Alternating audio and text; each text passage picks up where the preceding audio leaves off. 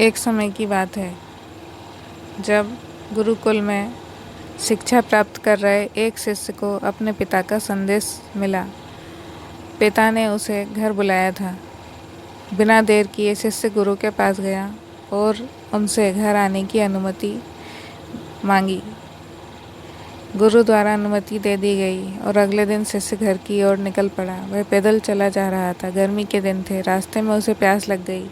वह पानी का स्रोत ढूंढते हुए आगे बढ़ने लगा। रास्ते में सड़क किनारे उसे एक कुआं दिखाई पड़ा। उसने कुएं से पानी निकाला और अपनी प्यास बुझाई। उस कुएं का पानी शीतल और मीठा था। शिष्य उसे पीकर तृप्त हो गया। वह आगे बढ़ने को हुआ ही था कि उसके मन में विचार आया, इतना मीठा जल मैंने आज तक कभी नहीं पिया। मुझे गुरुजी के लिए यह जल ले जाना चाहिए। वह भी तो इस मीठे जल का पान करके देखें। यह सोचकर उसने कुएं से जल निकाला और मशक में भरकर वापस गुरुजी की ओर गुरुकुल की तरफ चल पड़ा। गुरुकुल में उसे देख गुरुजी चकित होकर पूछा, वत्स तुम इतनी जल्दी लौट आए? शिष्य ने उन्हें अपनी वापसी का कारण बताया और मशक में भरा हुआ जल उनकी ओर बढ़ा दिया। गुरुजी ने वह जल पिया और बोले, बस ये तो गंगा जल की तरह है। इसे ग्रहण कर मेरी आत्मा तृप्त हो गई। गुरु के शब्द सुन शिष्य प्रसन्न हो गया। उसने पुनः गुरु से आज्ञा ली और अपने घर की ओर निकल गया। शिष्य द्वारा लाया गया मशक गुरुजी के पास ही रखा था। उसमें कुछ जल अब भी शेष था।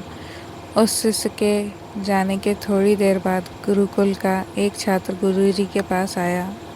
उसने वह जल पीने की इच्छा जताई तो गुरुजी ने उसे मशक दे दिया। छात्र ने मशक के जल का एक घूंट अपने मुंह में भरा और तुरंत बाहर थूक दिया। वह बोला, गुरुजी, ये जल कितना कड़वा है।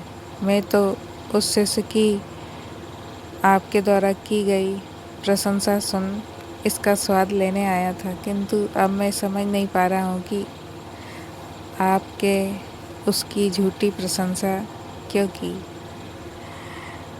गुरुजी ने उत्तर दिया, वत्स, हो सकता है इस जल में शीतलता और मिठास नहीं, किंतु इसमें कोई संदेह नहीं कि इसे लाने वाले के मन में अवश्य है। जब उसने वह जल पिया तो मेरे प्रति मन में उमड़े प्रेम के कारण वह मशक में जल भरकर गुरुकुल वापस लौट आया ताकि मैं उस जल की मिठास का अनुभव कर सकूं। मैंने भी जब इस जल को ग्रहण किया तो इसका स्वाद मुझे ठीक नहीं लगा, किंतु मैं उस शिष्य के हृदय में उमड़े प्रेम को देखते हुए उसे दुखी नहीं करना चाहता था, इसलिए मैंने इस जल की प्रशंसा की। यह भी संभव है कि मशक के साफ न होने के कारण जल का स्वाद बिगड़ गया हो और वह वैसा न रहा हो जैसा कुएं से निकाले जाते समय था। जो भी हो, मेरे लिए वह मायने नहीं रखता। जो मायने रखता है वह उस शिष्य का मेरे प्रति प्रेम, उस प्रेम की मिठास और मेरे लिए जल की मिठास से अधिक महत्वपूर्ण है।